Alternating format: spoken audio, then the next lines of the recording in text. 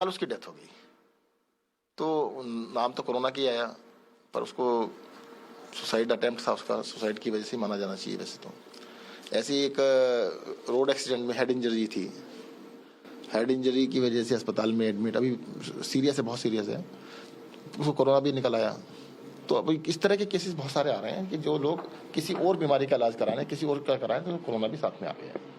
Sir एक और, जैसे आपने बताया कि अस्पतालों में हालात अभी बहुत ही बेहतर हैं, जबकि केसेस लगातार बढ़ रहे हैं, वो एक अलग कारण है जो आपने बताया। पर सर जैसे अभी गोवा में एक एक्सपर्ट कमेटी की रिपोर्ट है, उन्होंने कहा है कि जो आउटब्रेक कर्व्स हैं वो केसेस यानी पॉजिटिविटी रेट के आधार पर न तय होकर अस्पतालों की ऑक्यूपेंसी के आधार पर तय होना चाहिए कि कितने बेड्स खाली हैं, क्या हालत है। दिल्ली में भी हाँ, ये बिल्कुल सही कहा, जिसने भी कहा है बहुत ही बिल्कुल सही बात बताई है। दिल्ली में कल 2209 बेड ऑक्यूपाइड थे और 12,400 खाली थे, यानी 2,000 ऑक्यूपाइड, 12,000 खाली। 6 गुना बेड खाली है। बेड्स की ऑक्यूपेंसी बहुत कम है, 15% से भी कम ऑक्यूपेंसी चल रही है। और ये तो बेड हमने देखो अभी 15,000 के करीब ही रिलीज की है। हमारे पास 37,000 बेड का इंतजाम है। जैसे LNJP हॉस्पिटल में 750 बेड हमने अभी दिए हैं, 2500 बेड का इंतजाम है हमारे पास। तो 2500 इसलिए नहीं किया कि भाई जब जरूरत नहीं है तो अभी क्यों करना है, जब जरूरत पड़ेगी तो। Rajiv Gandhi super speciality hospital में 300 बेड हमने दिए हैं, 2 ही पेशेंट है।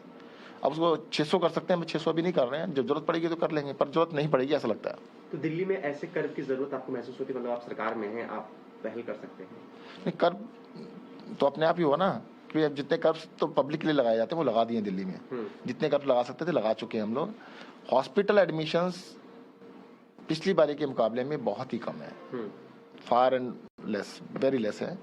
और वैसे भी देखो एक और चीज़ बताऊं, जो पॉजिटिव साइन ये आ रहा है कि पहले डेली जो एडमिशन थे बढ़ रहे थे, अस्पताल के एडमिशन जैसे आज 10 हैं तो कल 15 हैं, फिर 20 हैं, 25 हैं, ऐसे डेली बढ़ रहे थे। अब जाके पिछले 4-5 दिन से बेड जो एडमिशन है वो प्लेटो कर गए हैं, सेम एडमिशन हो रहे हैं पिछले 4-5 दिन से। तो अब ऐसा लगता है कि अगर बढ़ने बंद हो गए हैं तो धीरे धीरे गिरने स्टार्ट होंगे। तो दिल्ली को और सख्ती भी नहीं देखनी पड़ेगी। देखो अगर ये डाउन जाता है तो बिल्कुल, लग रहा है कि जल्दी डाउन जाएगा, लग रहा है ऐसा। सर ICMR की एक नई गाइडलाइन भी आई है, उसको लेकर आप क्या सोचते हैं? ICMR ने जो नई गाइडलाइंस दी है उसमें कहा है कि भाई जो पॉजिटिव पेशेंट है उनका टेस्ट जरूर होना चाहिए, जल्द से जल्द होना चाहिए। और जो एसिम्प्टोमेटिक है, जो सिम्प्टोमेटिक उनका जल्द से जल्द होना चाहिए और सबका होना चाहिए। एसिम्प्टोमेटिक का टेस्ट कराने की आवश्यकता नहीं है। ओके, ठीक है सर, थैंक यू। आप ठीक हो गए?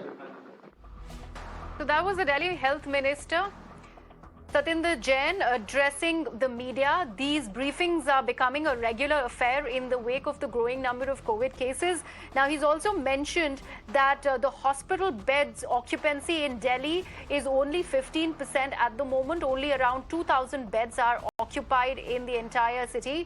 And he's also mentioned that the daily admissions, in fact, are down in the last 4 days.